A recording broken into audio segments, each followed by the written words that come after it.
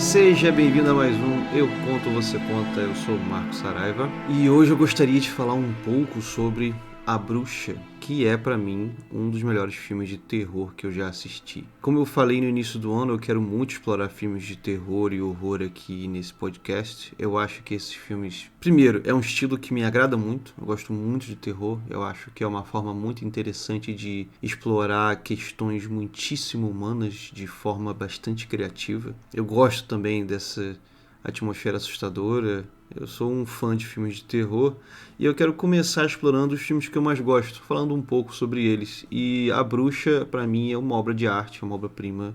E muito interessante o fato de eu ter só assistido esse filme uma vez na vida. E aí eu parei para assistir uma segunda vez hoje, para fazer essa gravação, e eu notei tanto mais coisa numa segunda assistida a esse filme. Então claramente é um daqueles filmes que cada vez que você assiste você vai notar uma coisa diferente. Arrisco dizer que é um filme que você não consegue assistir bem de uma vez só, você tem que assistir mais de uma vez para notar todos os detalhes. Eu quero muito falar sobre a história desse filme, mas obviamente, se você nunca o assistiu, eu vou começar aqui apenas falando alguns detalhes gerais sobre o filme, e quando eu for falar realmente sobre a história do filme e o que acontece no filme, eu vou avisar que nós estaremos entrando na área de spoilers. Primeiramente, eu tenho que falar, como eu já falei, é um filme que você deve assistir mais de uma vez, é um filme muito bonito, apesar da beleza desse filme ser uma beleza um tanto quanto melancólica.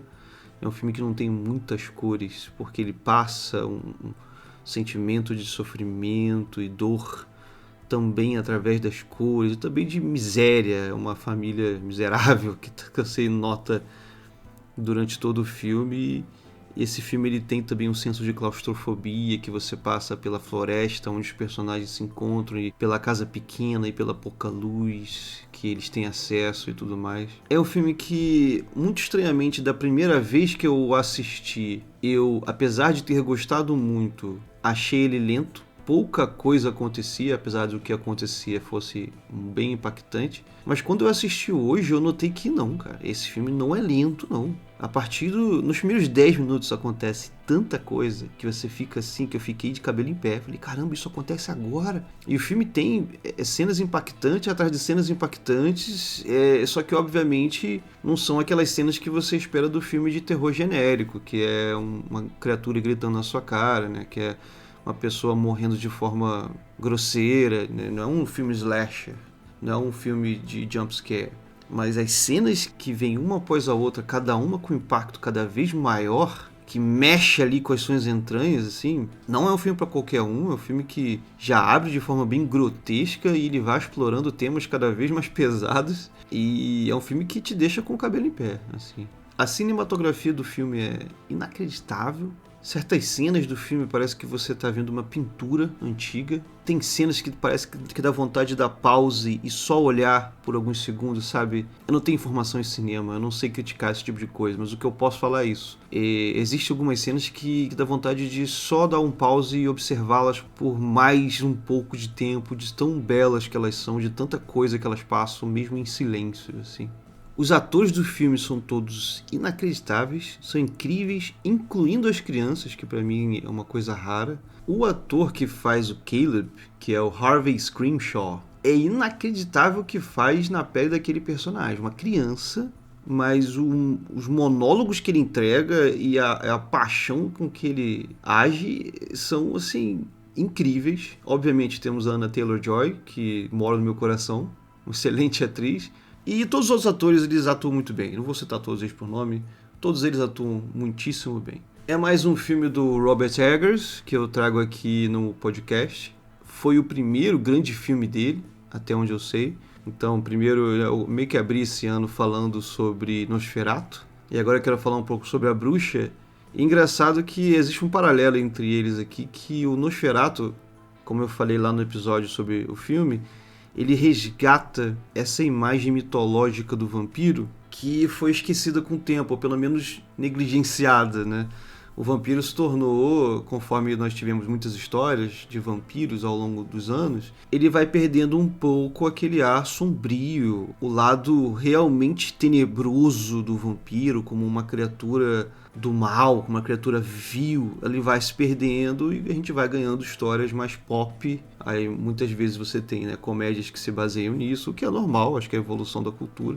Mas é muito interessante ver o Robert Eggers pegar o vampiro em Nosferatu e trazer de volta aquela origem macabra. E na Bruxa ele faz algo similar, porque a Bruxa também se tornou uma figura, né, de folclore padrão nosso, né? Elas estão em qualquer lugar. Você tem histórias infantis, histórias para jovens adultos, adolescentes, que envolvem bruxas e romances com bruxas e bruxos. Você tem o Harry Potter, você tem toda essa mitologia que se criou ao redor da bruxaria. E essa ideia mais macabra, mais raiz da bruxa, ela vai sendo esquecida até que o Robert Eggers ele pega e traz ela de volta, falando: não, vem cá, deixa eu mostrar para você o que as pessoas em 1630 viam como bruxaria. É um filme que saiu há 10 anos atrás, em 2015. É um filme curto, de 1h30. Geralmente filmes de terror não são muito longos. Eu acho que é difícil você segurar um telespectador por tanto tempo naquela atmosfera opressiva. 2 horas, 2h30. Então, um filme de 1h30, a Bruxa conta muito bem essa história, não precisava de mais tempo, não foi uma história corrida. É uma história relativamente simples, mas com muitos detalhes, diálogos belíssimos, assim. Vale muito a pena ver mais de uma vez. E agora eu queria falar sobre a história do filme. Então, se você nunca assistiu, quer assistir, pare agora, como sempre. Vamos entrar na área de spoilers, discutir um pouco sobre A Bruxa.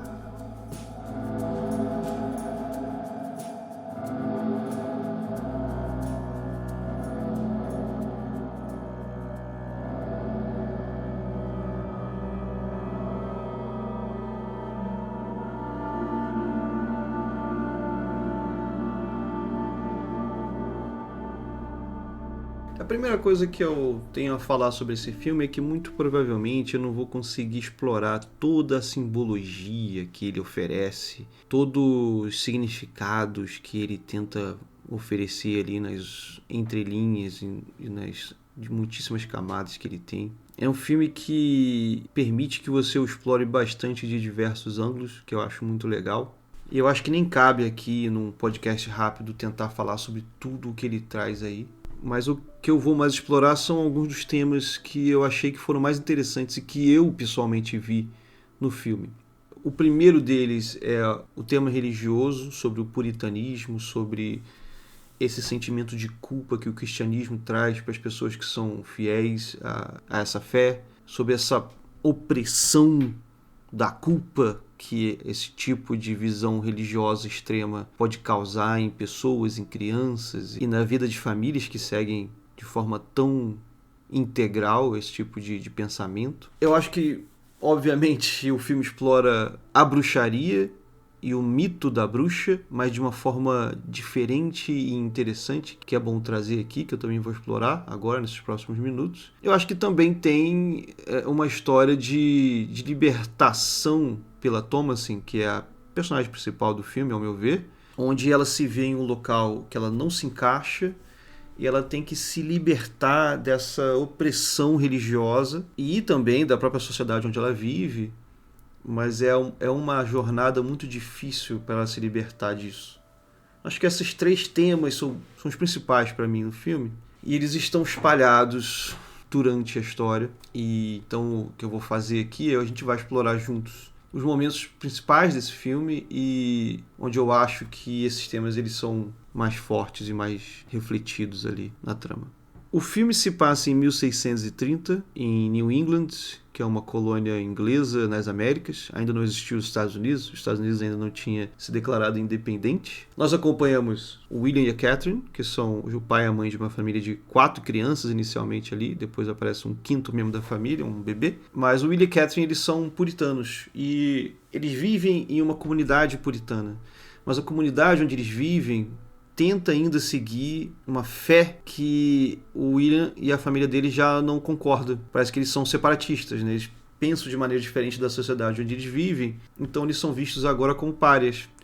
E o filme abre com eles sendo expulsos da cidade, expulsos daquela sociedade, e eles com orgulho saindo, porque eles se veem como os verdadeiros fiéis. Então eles saem da cidade e o filme já começa com aquela abertura belíssima da família saindo naquela carroça na direção da vida selvagem, né? Mas ao mesmo tempo, a música nesse filme é muito forte, a música conta muito nesse filme.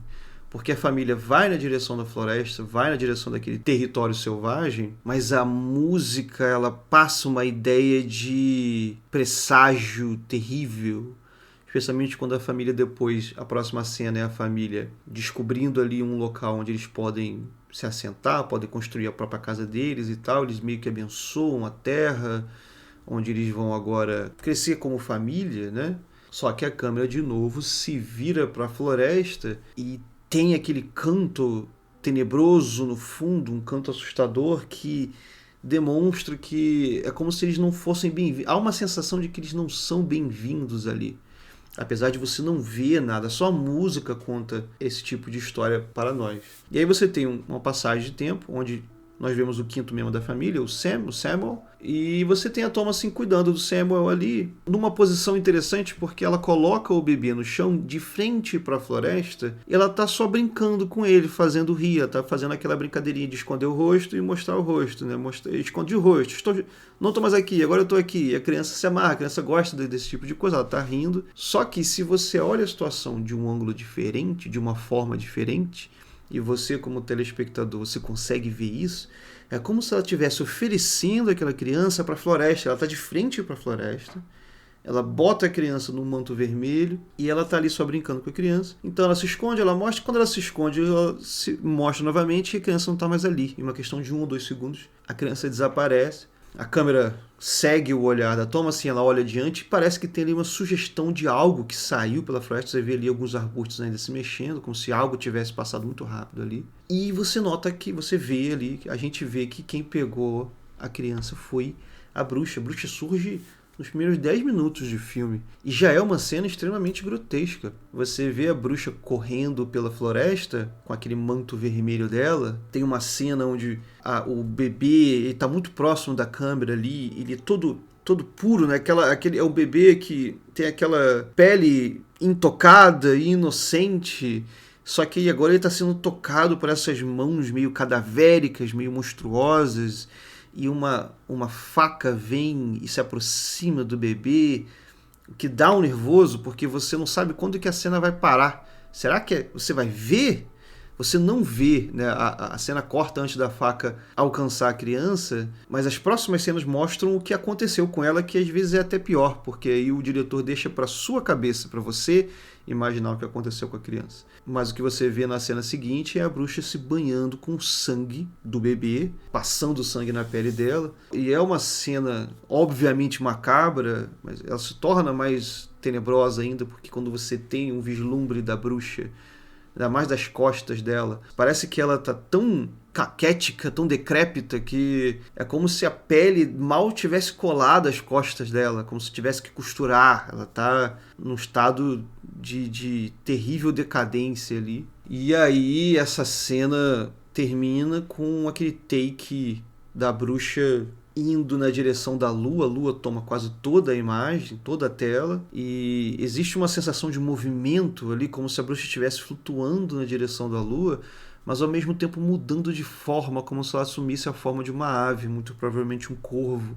E você vai ver a imagem do corvo depois no filme. E essa é logo a primeira aparição da bruxa, e aí tem esse primeiro tema que eu falei, que eu acho que o filme explora muito, que é justamente o tema da bruxaria. E pelo que eu entendo aqui, a bruxaria no filme, ela é explorada não como a bruxaria real, no sentido de que como os mitos da bruxaria realmente existem, como os bruxos de hoje veem a bruxaria, mas é mais, o filme explora a bruxaria do ponto de vista das pessoas daquela época.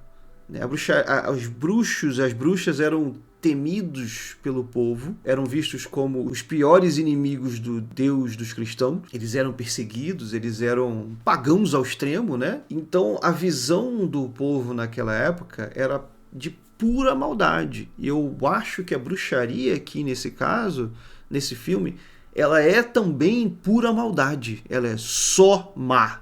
porque o filme não se esforça em mostrar para você os fatos sobre a bruxaria como ela realmente é, como ela existe, como ela existiu em 1630. E sim, como o povo daquela época via a bruxaria. E além disso, eu acho muito interessante como que o diretor ele pega de certos símbolos que foram apropriados pelo mundo sobre a bruxaria e ele resgata esses símbolos para trazer um tom de medo, de mal, de assustador. E o primeiro símbolo que você nota é o símbolo daquele manto vermelho, a bruxa correndo pela floresta com seu manto vermelho. Isso você já provavelmente já viu em desenhos antes, em histórias mais bobas sobre bruxas. Mas aqui você vê aquela figura encurvada correndo pela floresta com um bebê nas mãos e aquele manto esvoaçante vermelho entre as árvores, assim. Esse símbolo ele volta a assumir um papel mais tenebroso, né? E isso acontece outras vezes no filme também. E aí, depois que isso acontece e o Sam é perdido, a partir daí a bruxa estará sempre presente na vida dessa família.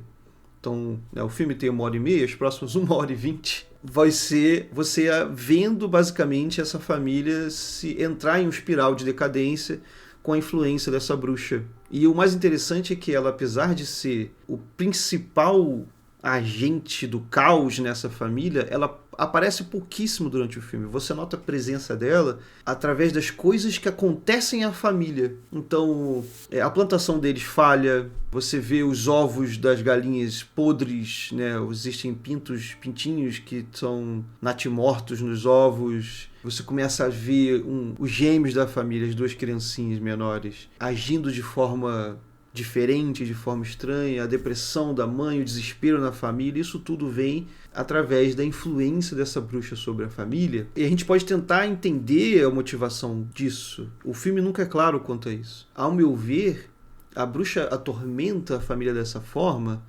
numa tentativa de isolar a Thomasin. Porque a gente vê com o desenvolver do filme que a Thomasin está chegando na puberdade. A chegada na puberdade ela é sempre vista em histórias assim como um ritual de passagem, algo de mudança, um momento onde, né, a menina se torna mulher, né, onde ela vai adquirir um outro significado para a própria vida. E a Thomasin, ela é diferente. Muito cedo no filme, nos primeiros minutos do filme, tem uma cena que foca só no rosto dela e ela orando ao Deus dela, pedindo perdão por tudo que ela fez, e ela vai listando as coisas que ela fez. Ela fala que quebrou todos os comandos de Deus em pensamento, ela não obedece aos pais, ela não faz as coisas direito.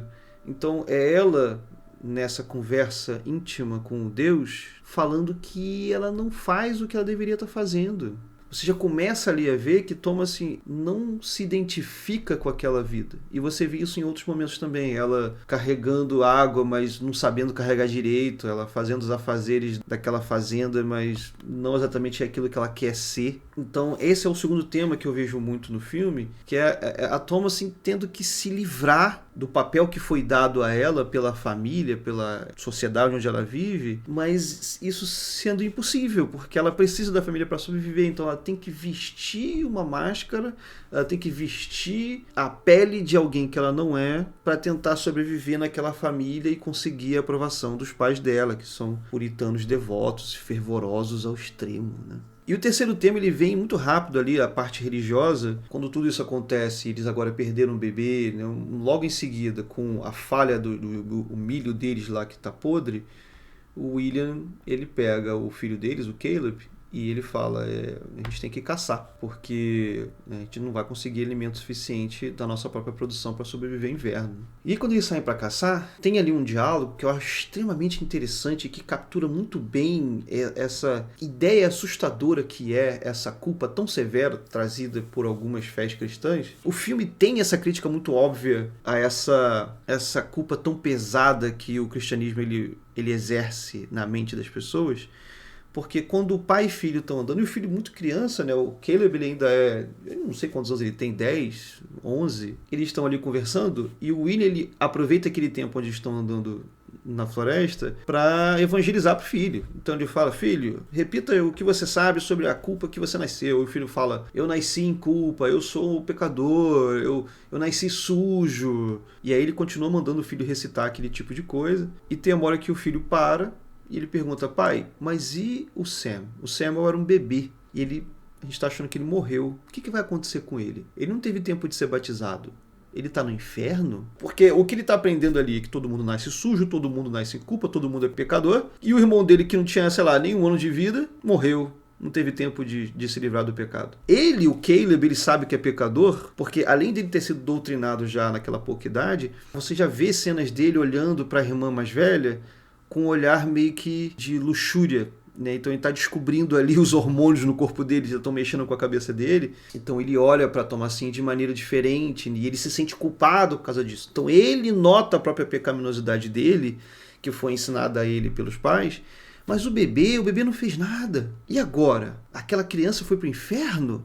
E ele pergunta isso pro pai. E o pai fala, olha, eu não sei, eu não vou te falar que não foi. O que é? Imagina uma criança descobrir esse tipo de coisa. E ele pergunta, pai, eu vou pro inferno? E o pai fala que a gente tem que fazer é orar e tal. Mas você já vê como é que aquele tipo de doutrina mexe com a cabeça da criança de uma forma que a culpa que ela é ensinada que tem é tão grande que assusta ela, né? E ele fica com aquela culpa o resto do filme.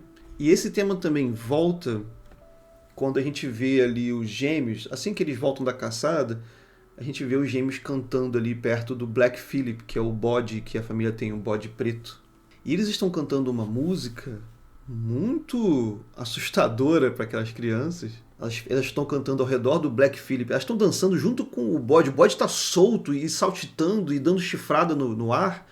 É um momento perigoso para aquelas crianças, elas podem se machucar. Mas elas estão cantando como se fosse uma canção de louvor aquele bode, né? Elas estão falando Black Phillip com uma coroa na cabeça, Black Phillip, o rei de tudo, o rei do céu e da terra, o rei do mar e da terra. Nós somos os seus serventes. Aquela cena das criancinhas cantando aquele tipo de coisa já é um tanto perturbadora. E se você já assistiu o filme, como eu não vou contar aqui a história toda do filme, né, passo a passo, cena a cena, mas o filme ele deixa claro depois que o Black Phillip ele é ali, ele está representando o próprio diabo, né, ou a figura do mal. A própria Thomasin fala depois que ele é Lúcifer, né, então é uma figura do mal, é uma entidade macabra ali que está infiltrada naquela fazenda e traz de novo essa questão de como é perturbador você achar que você já nasce em maldade, você já nasce sujo e pecaminoso. Porque no filme, os últimos a caírem em tentação são os adultos. As crianças são as primeiras. E as mais fáceis de serem manipuladas são os jovens gêmeos. O que dá a entender ali nesse filme é que existe um esforço da bruxa de afastar a Thomasin do resto da família. A Thomasin, de novo, ela está se aproximando da puberdade dela, que você pode ver como, né, ela está finalmente, aos poucos, chegando à conclusão de que está em um lugar onde ela não quer estar. É um pensamento libertador, porém assustador ao mesmo tempo. Você descobrir que não quer fazer aquilo que todos querem que você faça. E a bruxa ela é esse agente que vai retirá-la daquele âmago, mas para isso ela tem que ir corroendo todo ao redor dela. E o mais fácil dela pegar, obviamente, são as crianças. Então o bebê, que praticamente foi oferecido a ela pela própria Thomasin. E você também pode pensar que a bruxa ela começa a atormentar a família porque interpreta o bebê como uma oferenda, mas aí fica no ar, né?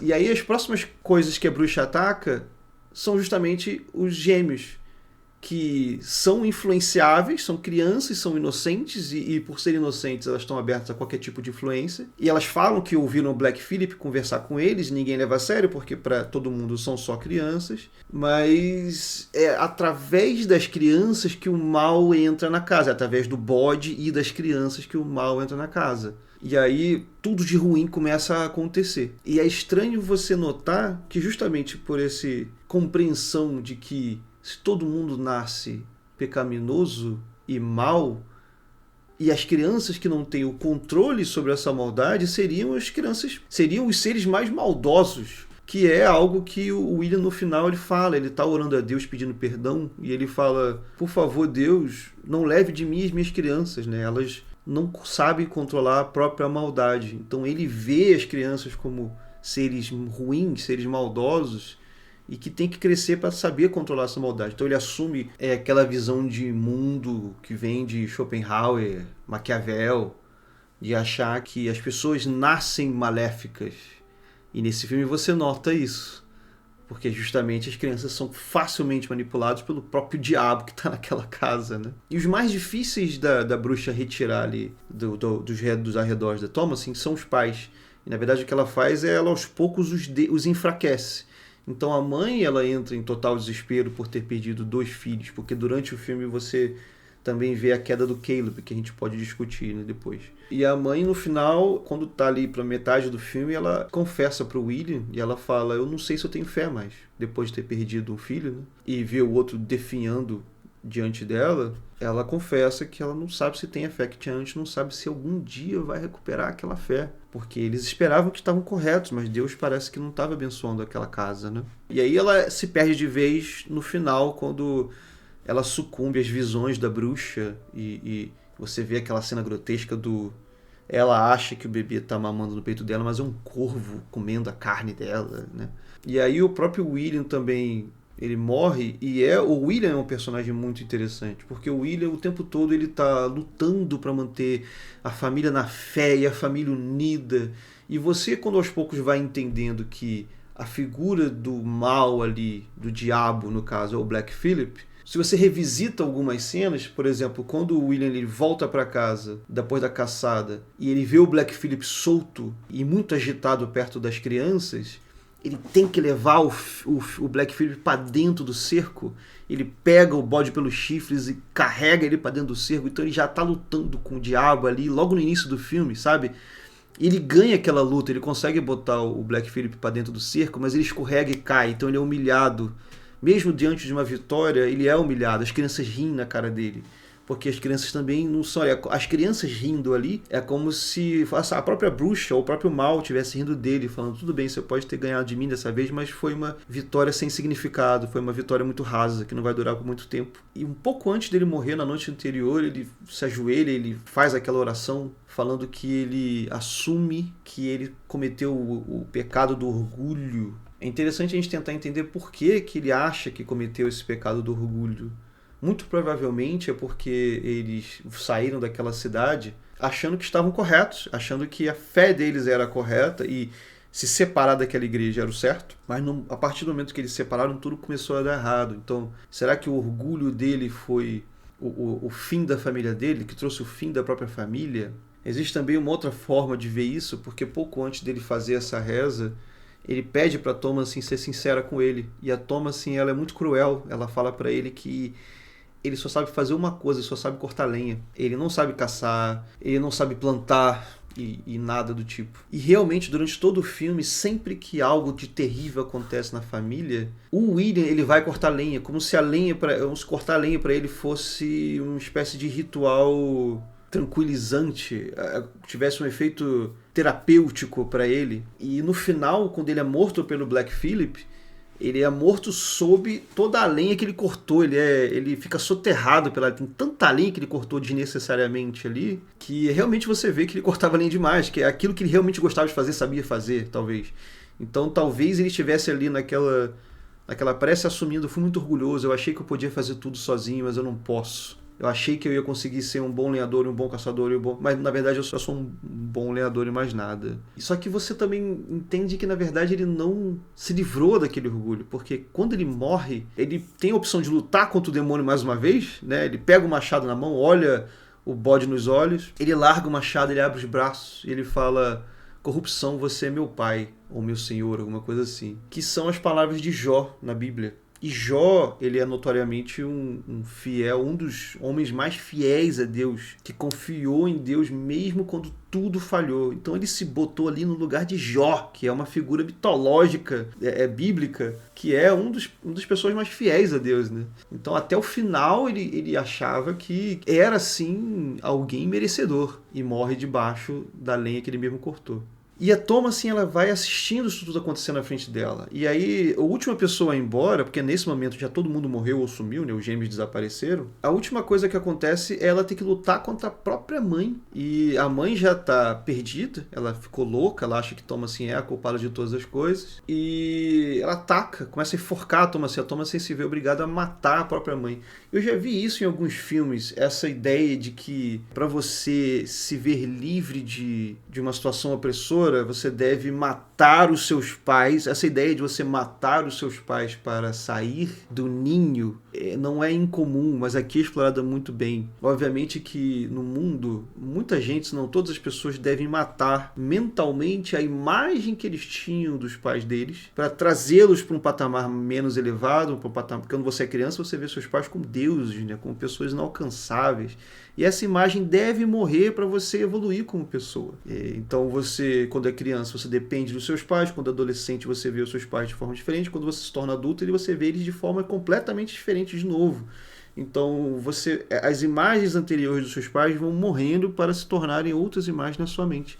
Mas no filme isso é literal. Ela tem que matar, ela precisa que os pais, que a família dela morra para se ver livre daquela opressão, da culpa, aquela culpa enorme. No filme todo ela é culpada de todas as coisas que acontecem com ela, que acontecem na família. Ela é culpada pela morte do Sam, ela é culpada pela morte do Caleb.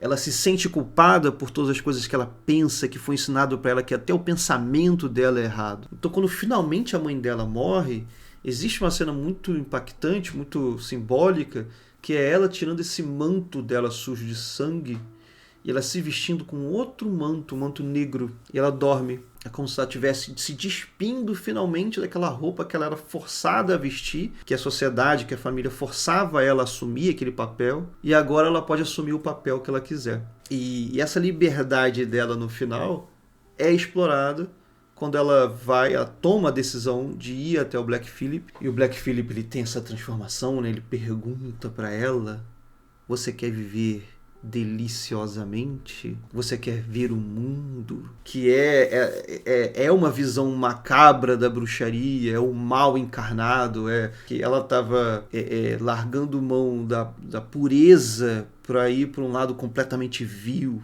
e ela aceita. Então, obviamente, aqui tem esses dois temas misturados. Tem a parte da bruxaria completamente tenebrosa e má, né, que é ali muito envolvida com o demonismo, né, porque o Black Phillip se torna um homem, ali uma sombra de um homem que pede para ela assinar um livro. Ela não sabe escrever, mas o diabo guia a mão dela para escrever o próprio nome dela, que a intenção é o que importa. E aí o final é ela se juntando aquelas várias bruxas. Existe aqui, de novo, um simbolismo, um resgate do símbolo da bruxa. A imagem que você tem das bruxas voando na cima de uma vassoura, né?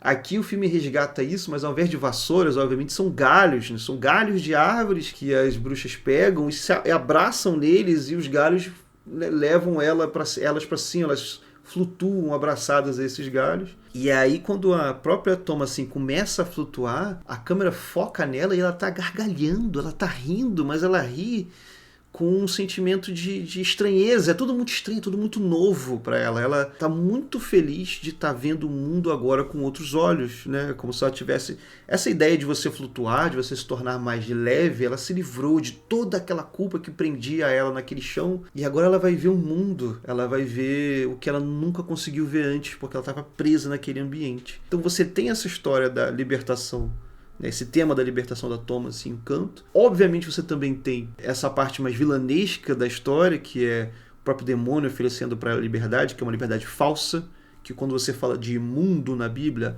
você quer ver o mundo, né? A fé cristã não vê o mundo com bons olhos, porque o mundo pertence ao diabo, né? Então, na verdade, ela se dando ao diabo. Também é a parte da bruxaria, que, como eu falei, é um tema que esse filme ele é uma amálgama dos medos antigos da bruxaria, né? Do que as pessoas, como as pessoas viam a bruxaria. Mas essa cena dela flutuando no final é extremamente bela e impactante e assustadora e tudo mais, assim. E obviamente o filme ele explora. Existem muitos símbolos aqui que obviamente eu não falei, né? A parte da fé ali, o arco ali do Caleb, e de como ele tem aquela culpa terrível nele de estar vendo a irmã com desejo, e isso se reflete nele atendendo o chamado da bruxa e beijando a bruxa e depois vomitando uma maçã podre com uma mordida, né? Então ele comeu do fruto proibido, que sai dele podre, então ele se sente podre por dentro, né?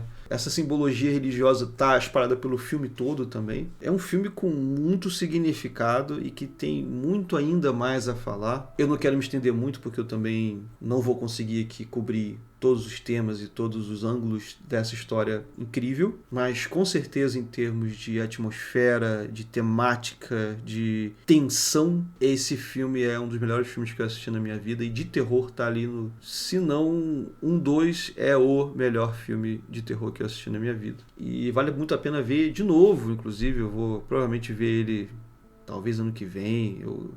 Eu acho que tem coisa que eu ainda não peguei nesse filme que eu tenho que relembrar. Mas e aí, o que você achou? O que eu não falei aqui que você gostaria que eu tivesse falado? Pode deixar nos comentários se quiser. Se muita gente falar de coisa que eu esqueci aqui, eu posso até abordar mais coisas sobre esse filme em episódios no futuro. Eu queria agradecer a todos os comentários que as pessoas têm deixado nos vídeos. Os últimos 2 vídeos não tem muitos comentários. Eu acho que eu falei de filmes que foram mais underground, né? Eu falei de um filme de horror brasileiro que acho que pouca gente conhece. E também sobre Presença, que é um filme que eu acho que também não teve muita gente que assistiu, mas eu ainda estou recebendo comentários sobre Nosferatu e sobre o meu audioconto A Porta, que tiveram retornos excelentes. Muito obrigado pelo retorno de vocês e até a próxima. Um abraço!